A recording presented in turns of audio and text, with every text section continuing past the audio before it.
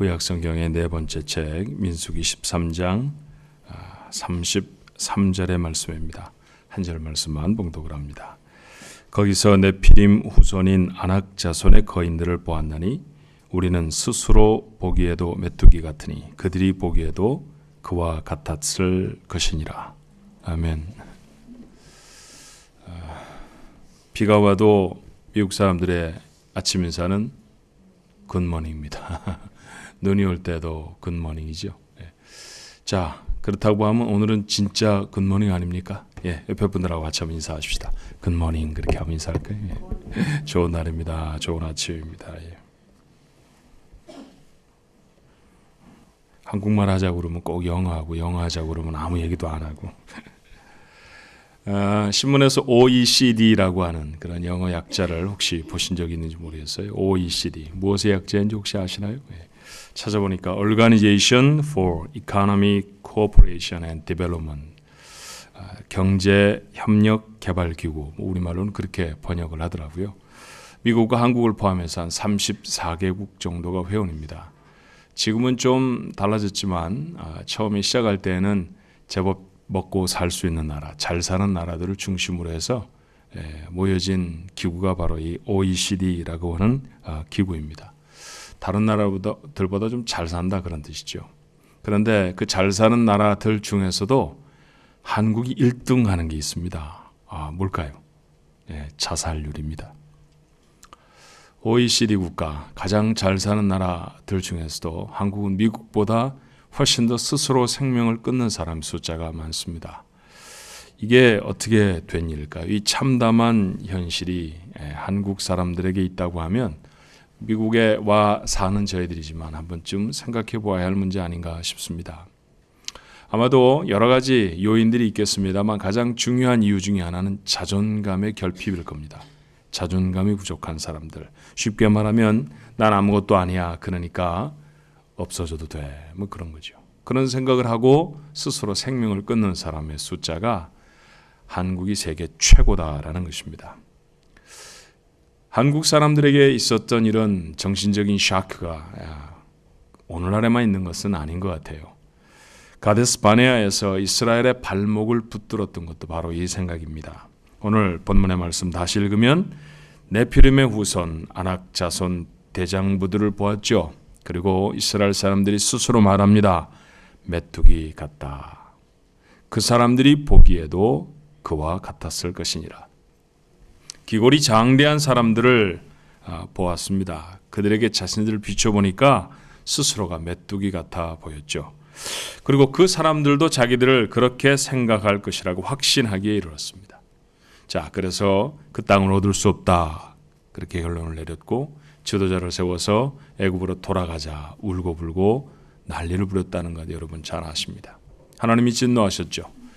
그 때문에 이스라엘 백성은 40년 광야에서 방황을 해야 했습니다. 불순종했던 사람들이 광야에서 다 죽기까지 말입니다. 그런데 어쩌면 누군가가 죽어가기 시작한 그것이 재앙의 시작이 아니라 그들의 마음속에 있었던 우리는 메뚜기야 라는 그 마음이 들었을 때부터 그들은 이미 망해버린 사람은 아니었을까요?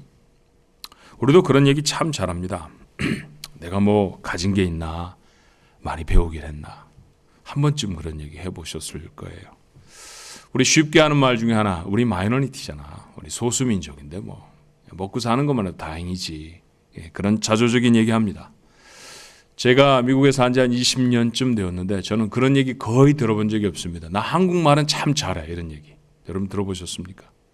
근데 너무 쉽게 듣는 얘기. 난 영어를 못해. 그렇죠? 자, 우리는 어느 사이에 이렇게 부정적인 모습으로 우리 스스로를 개념짓고 살아갑니다. 내 스스로가 안 되는 사람이라고 규정하고 살면 글쎄 그 삶 속에 하나님이 이루실 축복들을 과연 담을 수 있을까 의문이 듭니다. 그러고 보니까 바보 얘기 하나가 생각이 나요. 사람들에게 좀 바보라는 얘기를 많이 듣는 아이가 있었습니다. 속이 상했겠죠. 그래서 어느 날 집에 가서 묻습니다. 엄마, 나 바보야 바보 아니야? 그랬더니 엄마가 뭐라 그랬을까요?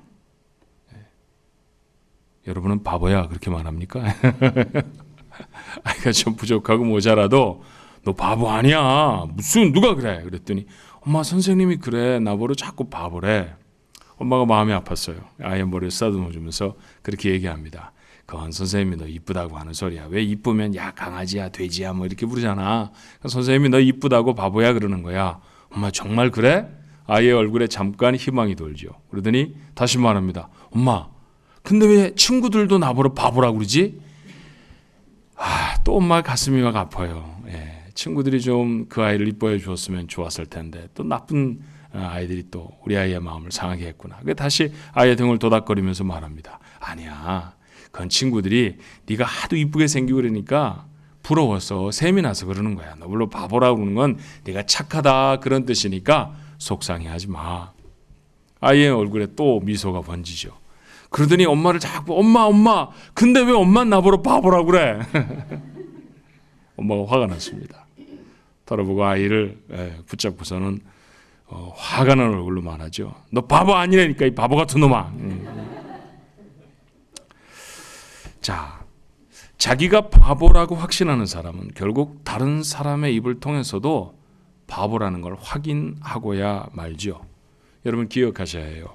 내가 나 스스로를 정의하지 못하면 항상 세상이 나를 결정해 버립니다. 세상이 결정하는 인생을 사시겠습니까? 아니면 여러분 스스로가 결정하는 인생을 사시겠습니까? 세상이 예수님을 어떻게 정의했던가요? 목수의 아들, 별 볼 일 없는 사람, 학벌이 좋지 않은 사람, 먹기를 탐하는 사람, 불량한 사람들과 어울리는 사람, 사람을 현혹시키는 사기꾼, 심지어는 귀신 들린 자라고 했습니다. 만약에 누군가가 우리를 이렇게 부른다고 하면 우리는 고통스러워할 겁니다. 아마 밥도 잘 못 먹을걸요? 그런데 주님은 어떻게 하셨을까요? 요한복음에 흩어진 몇 마디를 한번 살펴볼까요? 요한복음 8장 12절에 주님은 이렇게 말씀하십니다. 예수께서 또 일러 가라사대 나는 세상의 빛이니 나를 따르는 자는 어둠에 다니지 아니하고 생명의 빛을 얻으리라.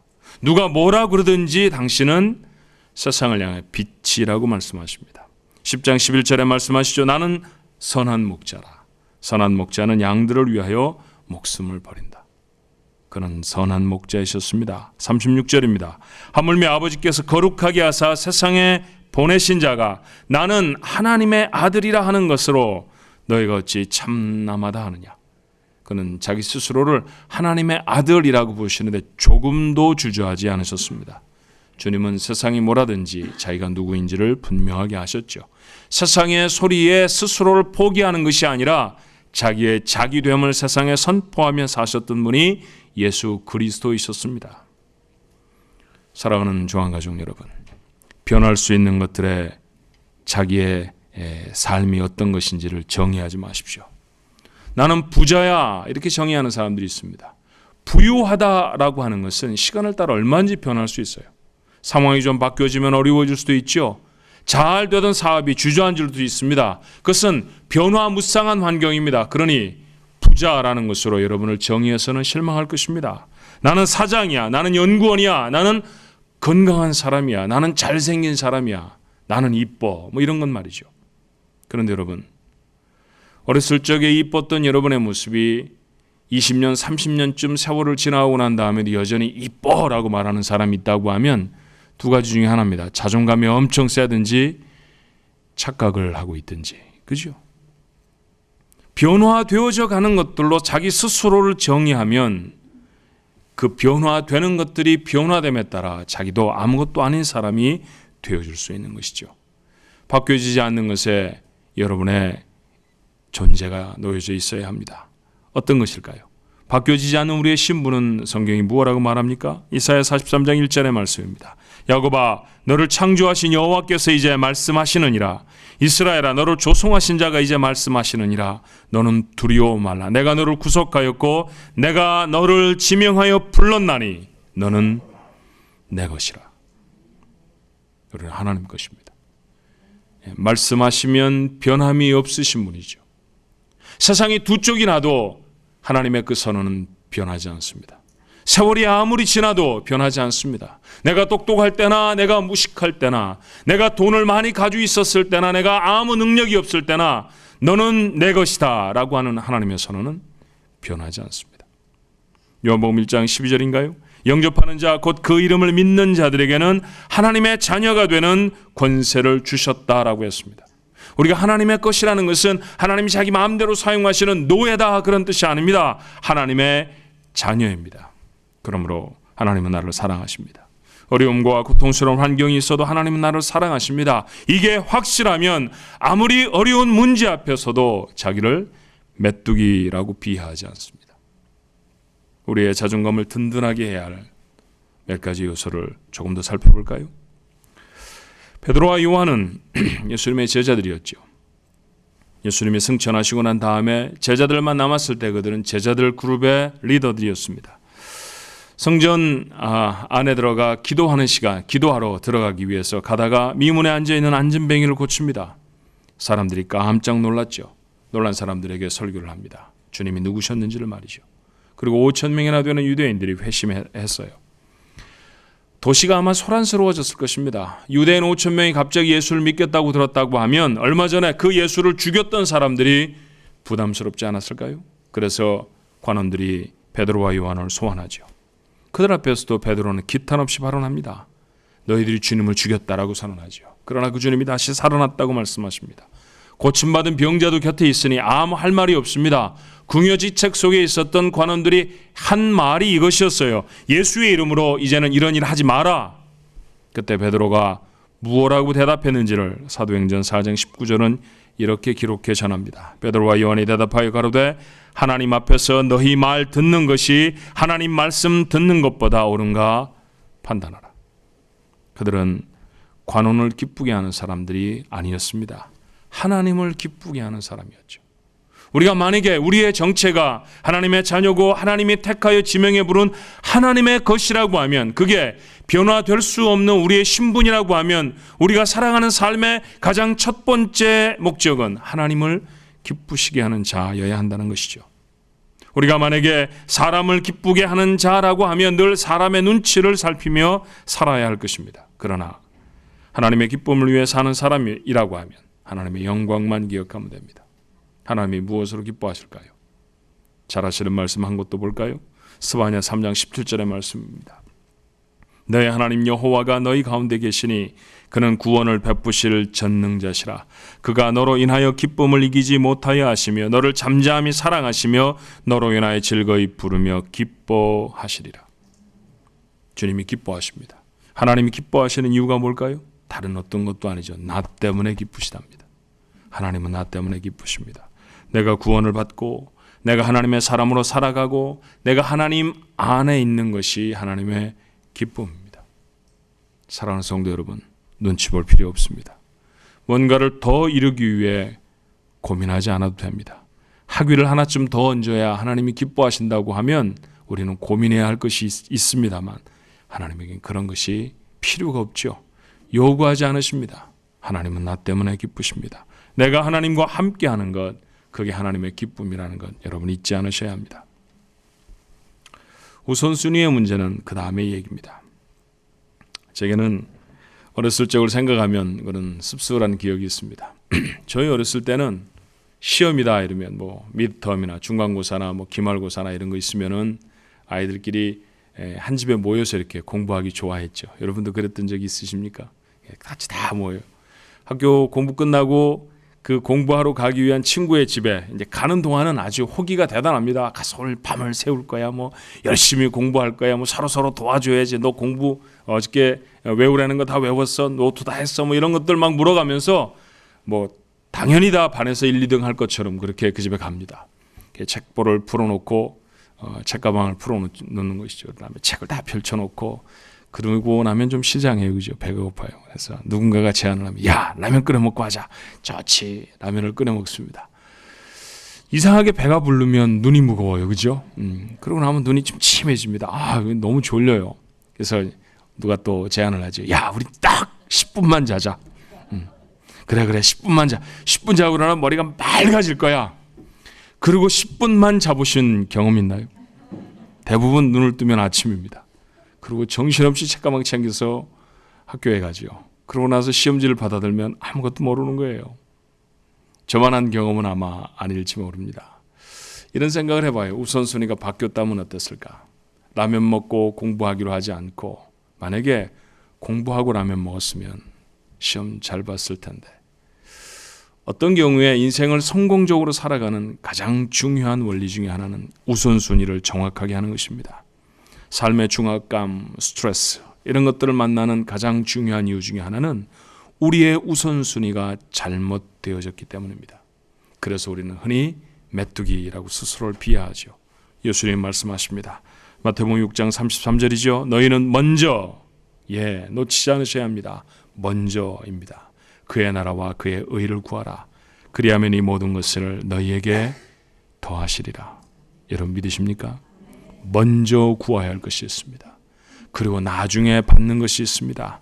먹을 것과 마실 것을 염려했던 사람들을 향해 하신 말씀이지요. 여러분, 먹을 것과 마실 것 이것보다 시급한 게 있을까요? 사람들은 없다고 말합니다. 우선 먹고는 살아야 되잖아요. 그런 얘기 우리 흔히 합니다. 그런데 그것보다 우선하는 일이 있다고요? 있습니다. 이 말씀은 얼마나 시대를 관통하는 통찰력이 있는 말씀인지 몰라요.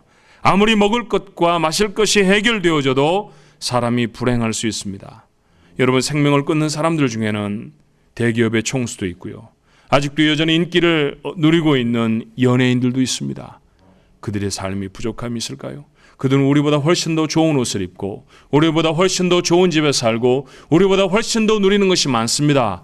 그래도 생명을 끊을 수밖에 없을 정도로 불행하다고 하면 먹을 것과 입을 것이 우리의 삶의 근본적인 문제를 해결해 주지 못한다는 사실을 자명하지 않습니까? 마음을 지키지 않으면 아무리 먹을 것이 많아도 아무리 좋은 입을 것을 놓아도 아무것도 아닙니다. 그러므로 잠언은 우리에게 말하죠. 잠언 4장 23절에 무릇 지킬 만한 것보다 더욱 내 마음을 지키라. 생명의 근원이 이에서 남이니라. 마음을 지키십시오. 혼돈되고 복잡한 세상에서 살아나려고 하면 마음을 지켜야 합니다. 가데스 바네아에서 이스라엘 백성들이 스스로들의 마음을 지켰다고 하면 우리는 메뚜기야 이런 소리 안 했을 것입니다. 어거스틴은 말해요. 우리의 마음에는 하나님 밖에는 채울 수 없는 공간이 있다. 하나님 밖에는 그곳을 채울 수 없습니다. 다른 어떤 것도 채울 수 없습니다. 이 공간이 채워지기 전에 우리는 결코 평안할 수 없죠. 이것을 채우는 것이 우리의 삶의 최우선이어야 한다는 것이에요. 주님 우리에게 말씀하십니다. 하나님의 나라라고 말이죠. 하나님의 나라가 뭘까요?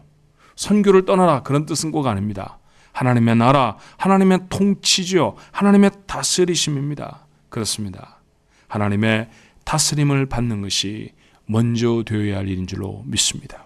만약에 내가 지금 해결해야 할 문제를 놓고 있는데 그 문제가 해결되지 않습니다. 그런데 그 문제도 나도 하나님이 다스리고 있다고 하면 문제가 아닙니다. 더 이상 문제가 아닙니다. 내가 지금 병들어 있습니다. 의사는 못 고친다고 말합니다. 얼마 살지 못할 것 같습니다. 그런데 만약 내 생명과 내 건강이 하나님의 다스림 가운데 있다고 하면 그거 그렇게 큰 문제 아닙니다. 오래 살자고 이 세상을 사는 것은 아니잖아요. 그죠? 여러분, 하나님의 다스림이 우리의 삶 속에 있을 때 그때에서 비로소 평안할 수 있죠. 주님은 또 말씀하십니다. 하나님의 의입니다. 쉽게 말하면 하나님이 옳다고 하시는 것입니다. 세상은 수많은 잡다한 소리들을 내지요. 그러나 그럼에도 불구하고 하나님의 소리를 듣는 것, 하나님이 옳다고 하시는 자리에 있는 것, 그것이 우리가 가장 먼저 해야 할 일인 줄로 믿습니다. 마지막으로 우리의 마음을 지키고 우리 하나님 앞에 우리가 건강한 자존감을 가지려고 하면 기도할 수 있어야 합니다. 책을 읽다가 이런 재미난 얘기를 읽은 적이 있습니다. 결혼 15주년 기념으로 하와이로 여행을 떠난 엄마 아빠를 걱정하는 딸의 이야기입니다. 결혼한 지 15년이 됐으니까 아이가 한 15살쯤 됐겠죠. 그렇죠? 14살, 15살 이렇게 됐을 것입니다. 엄마 아빠를 보내놓고 이 아이는 계속해서 걱정합니다. 비행기가 추락하면 어떡하지? 파도가 와이키키 해변을 휩쓸어 버리면 어떡하나? 파인애플이 상해버리면, 생선회의 맛이 간다고 하면, 열어놓은 코코넛 우유가 살모넬라 균에 감염되어져서 번식하면 어떻게 하지? 그러면 엄마 아빠는 죽을 거고 나는 고아가 될 거야. 동생들하고 어떻게 살아가나? 엄마 아빠가 여행한 일주일 동안 이 아이는 울면서 지났습니다. 그렇지만 그 엄마 아빠는 일주일 후에 시커멓게 타서 건강한 모습으로 돌아옵니다. 아시죠? 우리가 걱정하는 것의 80%는 이루어지지 않을 일이라고 해요. 전혀 이루어지지 않을 일들을 걱정과 근심만 하고 있습니다. 영어로 염려를 worry라고 말하죠. 고대 앵글로색슨어로 wagain이라는 말에서부터 왔습니다. 그 말의 원래 뜻은 물어뜯다라는 뜻이에요. 맞습니다. 염려야말로 삶을 물어뜯는, 그래서 우리를 죽음으로 내몰아 가는 도구입니다. 어떻게 하면 이 사탄의 도구에서, 이 염려에서 벗어날 수 있을까요? 빌립보서는 우리에게 말해요. 빌립보 4장 6절로 7절입니다. 아무것도 염려하지 말고 오직 모든 일에 기도와 간구로 너희 구할 것을 감사함으로 하나님께 아뢰라. 그리하면 모든 지각에 뛰어난 하나님의 평강이 그리스도 예수 안에서 너희 마음과 생각을 지키시리라. 아멘. 기도는 염려를 극복하는 가장 중요한 도구입니다. 우리를 사랑하시는 아버지 하나님은 기도하는 자녀들의 마음을 평안으로 지키신다고 약속하십니다. 그 약속을 이루는 여러분 되시기를 주님의 이름으로 축원합니다. 시편 57편의 말씀에는 이런 부제가 붙어 있습니다. 다윗이 사울을 피하여 굴에 있을 때.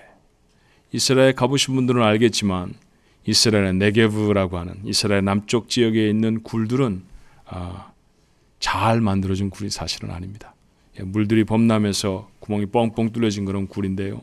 그 굴 안에는 뱀이나 전갈이 살고 있기가 십상이죠. 그런 굴에 숨어 들어갔다라는 얘기예요. 자, 그곳에서 그는 이렇게 기도를 시작합니다. 시편 57편 1절이죠. 하나님이여 나를 긍휼히 여기시고 나를 긍휼히 여기소서. 내 영혼이 주께로 피하되 주의 날개 그늘 안에서 이 재앙이 지나기까지 피하리이다. 독충이 우울거리는 굴 속에 들어가서 생명을 보존하고자 다윗이 무릎을 꿇습니다. 도대체 그가 잘못한 게 뭡니까? 나라를 구하고자 골리앗 앞에 섰던 게 잘못일까요? 충성스럽게 사울의 부하가 되어져서 나라의 군대를 이끌어냈던 게 잘못입니까? 왕이 약속한 대로 왕의 딸 그와 결혼을 해서 왕의 부마가 된 게 잘못일까요? 아무것도 잘못한 게 없는 것 같습니다. 그런데 지금 그의 처지는 들판에 내몰려 있습니다. 왕인 사울은 그를 죽이겠다고 합니다. 굴에 숨어 있습니다. 아무도 도와주지 않는 것 같습니다. 비참하고 애처로워 보이죠. 그런데 여러분, 그 다윗의 기도가 이렇게 달라집니다. 같은 시 57편 7절이죠. 하나님이여 내 마음이 확정되고 내 마음이 확정되었사오니 내가 노래하고 내가 찬송하리이다. 노래라니요? 굴에 숨어서요? 찬송이라니요? 먹을 것도 없는데요? 그런데 그는 그렇게 결정합니다. 어디서 이런 평안이 왔을까요? 하나님에게서부터입니다. 그는 기도 중에 이런 평안의 은혜를 입을 수 있었습니다. 기도하셔야 합니다. 세상의 파도처럼 염려와 근심들이 몰아쳐오죠. 저거 이길 수 있을까? 생존해낼 수 있을까? 2013년은 정말 살아낼 수 있을까? 나는 성공할까? 나는 지난해보다 나을까? 여전히 두렵습니다. 그래서 우리 스스로가 못할 것 같아, 메뚜기야, 그렇게 결정해버릴 때가 얼마나 많은지 몰라요. 그러다가 이스라엘 백성은 망했습니다. 그러다가 40년을 방황했고, 그러다가 그 결정한 사람들은 광야에서 다 죽었습니다. 그런 인생을 살지 않아야 합니다. 이스라엘의 실패가 우리의 삶 속에 다시 언급되어야 하는 까닭이 뭡니까? 반복하지 않기 위해서입니다. 그들이 그런 실패를 했다고 하면, 그들이 그렇게 무너졌다고 하면, 그들이 그 스스로를 비하해서 아무것도 아닌 사람처럼 되어져 버렸다고 하면 우리는 그리 말아야 할 줄로 믿습니다. 기도하십시오. 기도하는 가운데 하나님이 새 힘을 주실 줄로 믿습니다. 우리 하나님이 주시는 새 힘을 얻고 다시 서서 세상에 누릴 수 없는 평안, 그것을 맛보는 자들 되어져야 합니다. 한 번쯤 죽고 싶다 그런 생각 해보지 않은 사람 아마 없을 겁니다. 인생 그처럼 힘겹죠. 그러나 하나님의 사람들이 능력이 있다는 것은 이런 고난을 이기는 거 아닙니까? 남들도 다 할 수 있는 것 우리도 한다고 하면 우리가 그들보다 능력이 있다고 어떻게 말하겠습니까? 우리는 능력 있는 사람들입니다. 내가 능력이 있어서가 아니라 내 뒤에 하나님이 능력이 있으시기 때문입니다. 능력이 있다는 것은 도대체 사람들이 보기에 극복할 수 없을 것처럼 보이는 문제와 어려움들을 극복하고 이겨낸다는 것 맞죠? 그거죠. 그 삶이 우리에게 약속되어 있는 줄로 믿습니다. 우리는 삶의 중압감에 희생되어져서 시름시름 앓거나 병들 수 없습니다. 우리 스스로를 메뚜기처럼 여길 수가 없는 것이죠. 기억하셔야 합니다. 나는 하나님의 사랑하시는 자녀입니다. 나는 하나님을 기쁘시게 하는 자로 살 것입니다. 내게 하나님의 나라와 의보다 더 앞서 있는 것은 없습니다. 나는 기도함으로 하나님께 내 짐을 내려놓을 것입니다. 마음속에 100번이고 1000번이고 다짐하고 확인하십시오. 나는 메뚜기가 아니야. 나는 하나님의 자녀야. 이런 마음의 사람들, 여러분의 닥쳐있는 어려움들을 이겨낼 줄로 믿습니다. 가데스 바네아에서 뒤로 되돌아 후퇴하는 것이 아니라 도리어 하나님이 주셨어 라고 말하며 가나안 땅을 점령하는 축복이 여러분 것이 되기를 주님의 이름으로 축원합니다. 기도하십시다. 만만치 않은 인생을 앞에 두고 얼마나 수없이 메뚜기야 메뚜기야 메뚜기야 그렇게 말했는지 모릅니다. 이스라엘 백성처럼 메뚜기라는 단어를 올리지 않았을진 모르지만 나는 못해, 할 수 없어, 어떻게 해, 죽을 것 같아. 하나님, 모양을 바꿔버린 메뚜기들 아닙니까?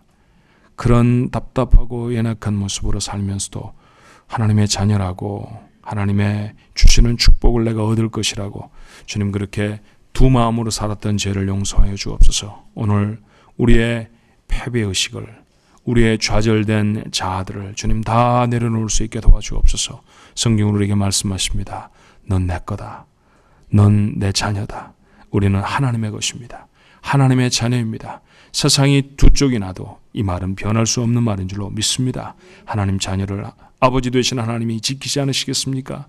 그 하나님을 넉넉히 가슴에 품게 하여 주옵소서. 그러므로 우리는 사람이나 세상의 기쁨을 위하여 사는 사람이 아니라 하나님의 기쁨을 위해 사는 사람들 되게 해 주옵소서. 오 주님, 먹을 것과 입을 것이 우리의 삶에 우선되지 않게 하옵소서. 우리의 우선은 하나님의 다스림과 하나님의 오름입니다. 그것을 위해 살게 하여 주시옵시고 그 가운데 베푸시는 하나님의 은혜를 얻게 해 주옵소서. 하나님, 그래도 두려운 순간을 만날 것입니다. 그때는 원망하고 좌절하고 두려워하는 것이 아니라 무릎을 꿇고 하나님 앞에 기도하게 하옵소서. 기도하는 자들에게 하나님의 주시는 놀라운 평안을 주시겠다고 말씀하십니다.